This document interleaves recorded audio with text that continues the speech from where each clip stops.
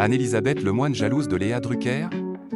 Elle pique une crise de jalousie au rappeur SCH après une attention à l'égard de l'actrice, à l'occasion de la sortie d'un film d'animation consacré à Marcel Pagnol. SCH s'est vu saluer pour sa chanson hommage. Invité sur le plateau de C'est à vous, ce vendredi 16 mai, le rappeur a aussi évoqué avec humour l'entrée de son célèbre mot homme à gâter dans le dictionnaire.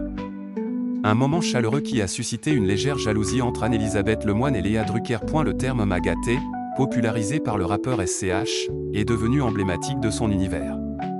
Utilisé pour désigner une femme qu'il affectionne particulièrement, l'expression qui mêle tendresse est loin d'être d'une simple formule amoureuse puisqu'elle évoque aussi une certaine idée de la femme choyée, voire idéalisée. Face à son succès viral et à son adoption par de nombreux fans et internautes, le mot a fini par franchir les frontières de la musique pour intégrer le dictionnaire Le Petit Robert en 2025 pour signifier homme à chérie. Cette entrée dans le dictionnaire illustre la reconnaissance croissante du rap comme vecteur de langage populaire et d'évolution lexicale. En plus de l'expression homme à gâter rendue célèbre par SCH, le mot gâter possède une autre signification dans le registre familier, notamment en Afrique francophone et dans les Antilles puisqu'il désigne un bisou ou une marque d'affection physique.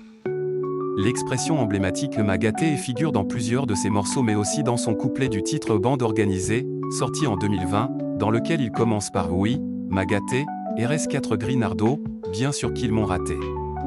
On retrouve également cette expression dans le titre Mode à Quimbo, où il rappe Marseille, oui m'a gâté, tu nous connais. Invité ce vendredi 16 mai sur le plateau de C'est à vous, à Cannes, le rappeur s'est confié sur son titre, bande-son du nouveau film d'animation de Sylvain Chomet, dévoilé en avant-première au Festival de Cannes 2025. Ce long-métrage animé explore la vie de Marcel Pagnol à travers ses souvenirs d'enfance, sa découverte du cinéma et son attachement profond à la Provence. Le réalisateur présent autour de la table a confié « Je te l'ai déjà dit, mais je te le redis en direct, c'est un très très beau cadeau que tu nous as fait. Quand j'ai écouté ta chanson, j'ai été très touché, vraiment.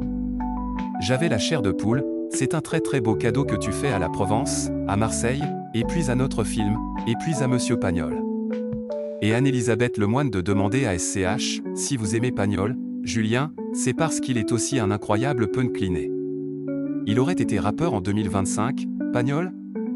Pour l'artiste, ça va de soi au point. La journaliste a alors ajouté « Vous qui influencez la langue française, à cause de vous, un mot est entré dans le dictionnaire, dans le Petit Robert, hier, vous saviez ça ?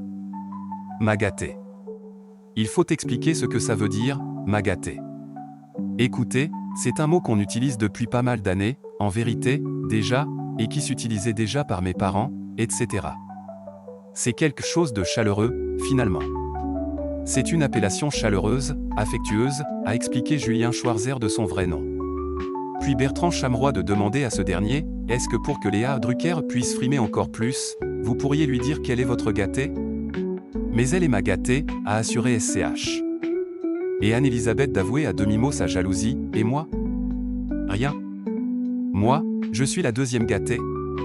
Soucieux de ne pas froisser son hôtesse, le jeune homme a conclu, il n'y a que des gâtés, aujourd'hui, sur ce plateau. Il n'y a que des gâtés.